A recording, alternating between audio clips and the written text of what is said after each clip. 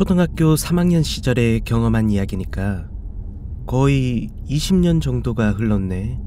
지금은 도심에 살고 있지만 어릴 때는 시골에 살았었어. 그때 그 시절에는 아무래도 컴퓨터 게임을 하기보다는 친구들과 밖에서 노는 경우가 더 많았어. 특히 초등학교 1학년 때부터 사이가 좋았던 친구 3명이 있었는데 나를 포함해 료스케, 켄타, 에이토 이렇게 4명은 에이토 집 근처에 있는 깊은 숲에서 거의 매일 해가 질 때까지 놀곤 했었어. 우린 몇 년을 그곳에서 놀았기 때문에 숲 구조는 거의 숙지한 상태였어. 그러던 어느 날 평소와 같이 숲에 들어가서 놀고 있었는데 어느 순간 보니 료스케가 안 보이더라. 나는 또 어디 간 거야? 하는 생각이 들었지만 그렇게 걱정은 하지 않았어. 왜냐하면 료스케는 자주 이곳저곳을 돌아다니는 경우가 많았기도 했고 이 숲은 그렇게까지 길이 복잡하지 않았거든. 결국 우리가 온 길을 되짚어가며 료스케를 찾아다녔는데 금방 찾을 수 있었어. 료스케 뭐해? 빨리 가자. 그 말을 듣고 료스케가 있잖아. 우리 여기 자주 왔었지? 그렇지. 여기에 우물이 있었던가? 우물? 그 말에 료스케가 손으로 가리킨 곳을 보니 지금까지 본 적 없던 우물이 있더라. 전에는 분명히 없었지? 그 말을 듣는데 지금까지 못 봤을 리도 없고 갑자기 나타난 우물에 조금 겁이 나긴 했지만 그런 공포는 금방 호기심으로 바뀌었어. 그 뒤 켄타와 에이타도 함께 데려와 보여줬는데 그 둘도 여기에 우물이 있었어? 왜 지금까지 못 봤지? 하며 신기해했었어. 그리고 우리는 뚜껑을 열어보기로 했어. 우물은 지름이 1m 정도 돼 보였고 바닥이 잘 보이는 걸로 봐서는 그렇게 깊어 보이진 않았어. 에이토가 다가와서는 손전등도 가져왔는데 한번 내려가 볼까 하더라. 그 말을 들은 우리는 에이토의 말대로 내려가 보기로 했는데 우리 중 덩치가 가장 작았던 내가 내려가게 되었어. 물동이 줄에 매달려 내려가니 우물이 생각보다 깊더라. 그리고 위를 보는데 친구들이 아래를 내려다보는 것도 보였어. 켄타가 안에 뭐 별다른 거 있어? 라고 외치는데 우물 안에서 울리는 소리 때문에 귀가 먹먹해지는 걸 느끼며 천천히 손전등 불빛으로 주변을 비춰보았는데 특별히 눈에 띄는 것은 보이지 않았어. 아니, 아무것도 없는데? 그렇게 대답하고 위를 올려다본 순간 안 그래도 어두웠던 우물 안이 갑자기 더욱 새카맣게 어두워졌어. 순간 무슨 일이 벌어진 건지 이해할 수 없었지만 뚜껑이 닫혔다는 것을 금방 눈치챌 수 있었어. 순간 겁에 질려서 나는 야, 장난치지 마! 빨리 열어! 아래에서 빨리 열어달라고 죽어라 소리쳤는데 웅성거리는 소리만 살짝 들릴 뿐 이내 그 소리도 들리지 않았어. 아무리 소리쳐봐도 뚜껑은 열리지 않고 유일한 불빛이었던 손전등도 깜빡거리더니 꺼져 버렸어. 어둠 속에서 벽을 더듬으며 아무것도 할 수 없고 좁고 어두운 공간에 갇혔을 때의 공포는 말로 설명하기가 정말 힘들어. 머릿속이 이상해질 것 같은 와중에도 열심히 소리치다가 얼마나 시간이 흘렀나? 손전등에 다시 불이 들어왔고 앞을 천천히 보는데 자세히 보니 벽 작은 틈 속에 무언가 보이는 듯 하더라. 틈 속을 들여다보는데 안을 보자마자 섬뜩한 기분이 들었어. 좁은 공간에 전부 인형들로 가득했어.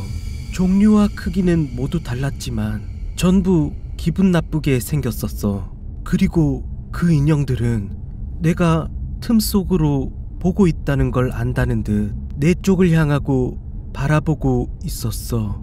그 자리에 굳어 움직이지도 못하고 덜덜 떨며 가만히 서서 보고 있으니 안쪽에서 뭔가 큰 게 보였는데 천천히 빛을 비추어 보니 새까만 사람? 그리고 벽에서 떨어져 큰 소리로 울기 시작하면서 닥치는 대로 주변을 더듬거리는데 뭔가 손에 잡혔어. 손전등으로 손을 비추는데 그건 인형이었어. 그 순간 손전등을 놓쳐버렸고 우물 안에서의 기억은 여기까지가 끝이야. 눈을 떠보니 에이토 집에 있었어. 난 눈을 뜨자마자 그 세 명에게 욕을 하며 화를 냈는데 에이토의 아버지께서 오셔서 말리시고 그 세 친구는 울면서 미안하다고 사과했어. 사건의 전말은 이랬어. 내가 내려간 뒤 에이토가 장난으로 뚜껑을 잠시 닫아보기로 했다고 해. 그리고 바로 열 생각이었는데 다시 뚜껑을 열려고 하니 둘이서도 가볍게 열 수 있었던 뚜껑이 들리질 않더래. 세 사람이 들어도 꿈쩍도 하지 않아서 큰일 났다 싶어 에이토는 바로 아버지를 부르러 달려갔고 그 와중에도 료스케와 켄타가 내 비명을 들으면서 필사적으로 뚜껑을 열려고 했지만 뚜껑이 열리지 않았다고 해. 에이토의 아버지께서 도착했는데도 안 열려서 다른 어른들까지 데리고 왔는데 그때는 내 목소리도 들리지 않았고 아무리 열려고 해도 열리지 않더래. 그래서 뚜껑을 부수기로 하고 망치로 뚜껑을 때려 부수고 손전등으로 안을 비춰보는데 내가 보이지 않았대.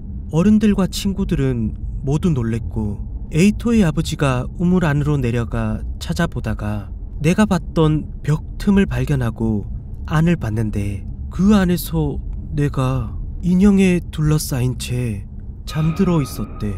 켄타의 아버지께서도 내려와 벽을 허물고 나서야 나를 끌어올릴 수 있었대. 그리고 나는 다음 날이 되어서야 일어났어. 에이토의 아버지께서는 여기서 평생 살았지만 그런 곳에 우물이 있는 건 처음 봤고 한 번도 들어본 적이 없으시다면서 우리에게 저 우물을 어떻게 찾은 거냐고 물어오시는데 우린 아무런 대답도 할 수가 없었어. 옆에 계시던 켄타의 아버지께서도 마을에 오래 사셨던 어르신들에게 모두 물어봤지만 우물에 대해 아는 분이나 들어봤다는 분이 아무도 없었대. 그래서 처음 갈 때도 선뜻 믿기 어려웠다고 말씀해 주셨어. 그 뒤 우물은 마을 차원에서 묻어버렸다고 해. 옆마을 유명한 절에서 스님까지 모셔온 걸 보면 분명 뭔가가 있었다고는 생각이 돼. 하지만 어른들은 우리에게 아무 말씀도 안 해주셨어. 그리고 특히나 주변 사람들에겐 나에게는 그날의 일을 절대 말하지 말라고 당부하셨다나. 지금에 이르러서는 우물이나 인형에는 절대 가까이 가지 않고 엘리베이터도 탈 수가 없어. 어딘가 밀폐된 공간에 있게 되면 그때의 기억을 몸이 아직도 기억하는지 심장이 터질 듯 뛰어. 그때 우물에서 본 것들은 뭐였지? 난 어떻게 그 틈으로 들어간 거지? 그리고 분명 사람 같은 것도 본 것 같은데 분명 어른들도 보셨을 텐데 그 이야기는 아무도 하지 않아.